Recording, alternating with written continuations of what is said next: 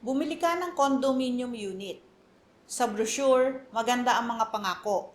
Modern living, complete facilities, ready for occupancy, pero pagdating ng turnover, may problema.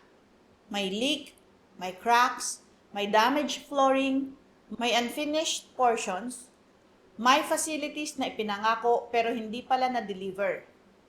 Ang tanong natin, may laban ba ang buyer?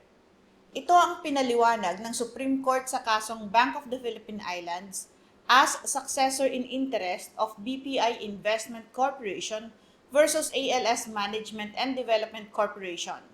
GR number 151821, promulgated April 14, 2004. Ako po si Atty. Claribel Lucila at ipapaliwanag ko ang batas ng malinaw, simple, totoo at para sa lahat.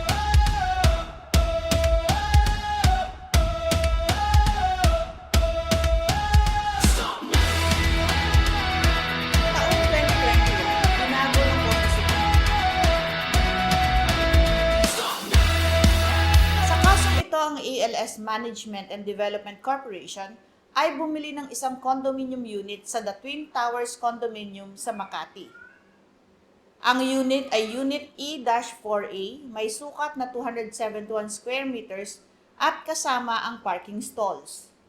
Ayon sa developer o seller, kailangang bayaran ng buyer ang expenses para sa preparation at registration ng deed of sale at issuance ng condominium certificate of title.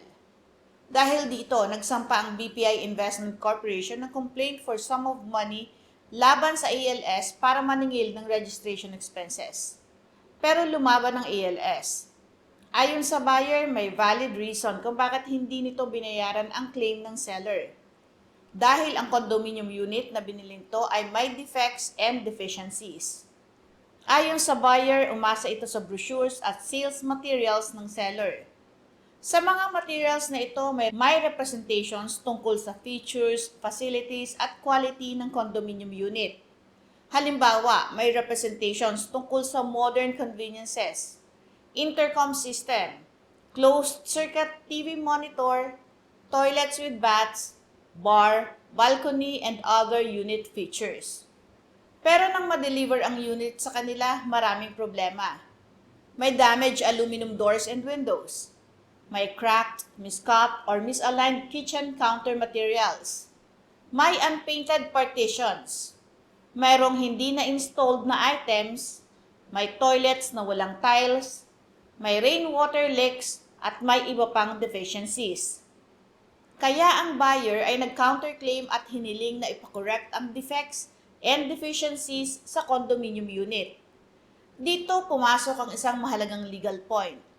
Sino ang may jurisdiction sa ganitong reklamo?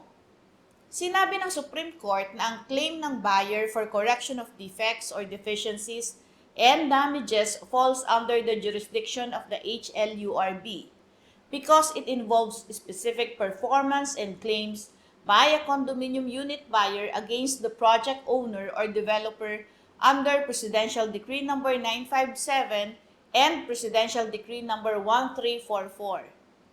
Pero sa kasong ito, hindi na pinayagan ng Supreme Court ang seller na basta questionin ang jurisdiction.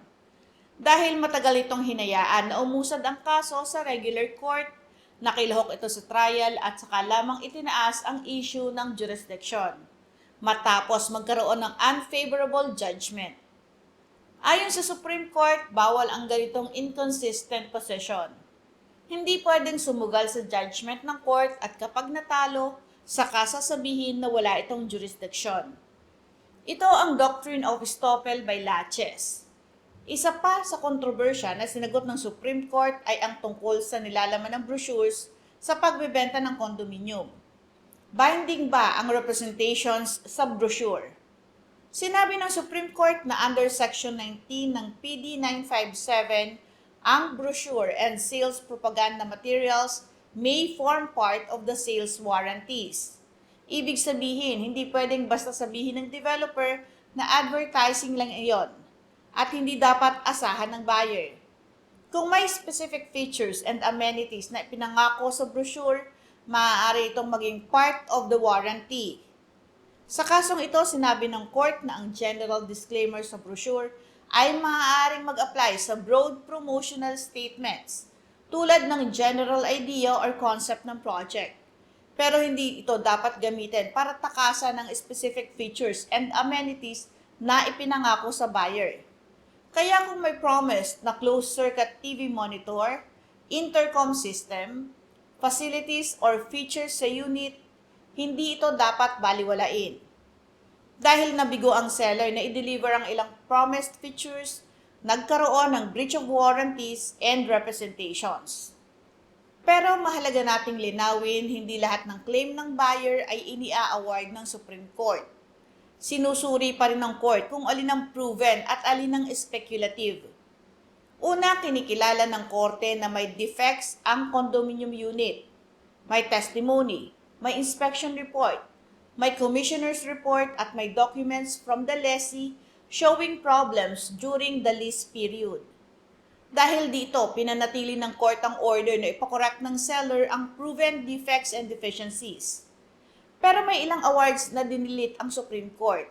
Halimbawa, dinilit ang requirement na mag-deliver ng storage facility sa ground floor dahil hindi ito properly alleged sa pleadings at hindi rin malinaw na ipinangako bilang individual storage facility for each unit owner. Dinilit rin ang damages for alleged unearned income during a 5-month lease suspension dahil hindi ito napatunayan with reasonable certainty. Dinilit rin ang reimbursement ng 40,000 pesos for completion works dahil walang receipts or sufficient documentary proof. Dinilit rin ang claim for 21 months of alleged lost rental income dahil speculative ito. Ayon sa Supreme Court, actual damages must be proven with reasonable certainty. Hindi sapat ang guesswork, assumptions, or self-serving testimony. Kailangang may competent proof tulad ng receipts, contracts, documents, or reliable evidence. Pero kinilala ng court na may damage pa rin ang buyer dahil umalis ang lessee dahil sa defects ng unit. Kaya imbis na speculative lost income, nag-award ang court ng temperate damages. Ang temperate damages ay binibigay kapag malinaw na may damage, pero hindi tiyak ang exact amount nito. Sa kasong ito, ini-award ng Supreme Court ang 51,000 as temperate damages equivalent to 3 monthly rentals of 17,000. Ano ang aral na matutunan natin sa kasong ito? Una, kung bumili ka ng condominium unit at may defects sa turnover, di ka dapat manahimik. I-document ang defects, kunan ng litrato, humingi ng inspection report, magpadala ng written demand, itago ang brochure, contract, receipts, turnover documents, emails, at communications. Pangalawa, ang brochure at sales materials ay hindi laging simpleng advertisement lamang. Under PD number 957, ang representation sa sales materials may become part of the warranties. Kaya, kung specific features ang ipinangako, maaaring managot ang developer kung hindi ito na-deliver. Pangatlo, may remedy ang condominium buyer. Pwedeng humingi ng correction of defects, specific performance, and damages depending on the facts and proof. Pang-apat, kung damages ang hinihingi, dapat may ebidensya.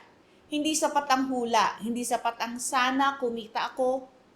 Actual damages must be proven with reasonable certainty. Panglima, kapag may damage pero hindi tiyak ang exact amount, maaaring mag-award ang court ng temperate damages. Hindi porket na turnover na ang kondo, tapos na ang obligasyon ng developer or seller. Kung may defects, deficiencies, or unfulfilled warranties, may legal remedies ang buyer. Pero kailangang malinaw ang ebidensya. Kung gusto niyo ng malinaw, practical at tamang paliwanag ng batas, like, share, and follow Attorney Bel Lucila. Dito, ang batas ay hindi lang komplikado. Ginagawa natin itong naiintindihan ng lahat. Patuloy po kayong manood, magtanong at matuto ng tungkol sa batas. Magandang araw po, ako si Attorney Claribel Lucila.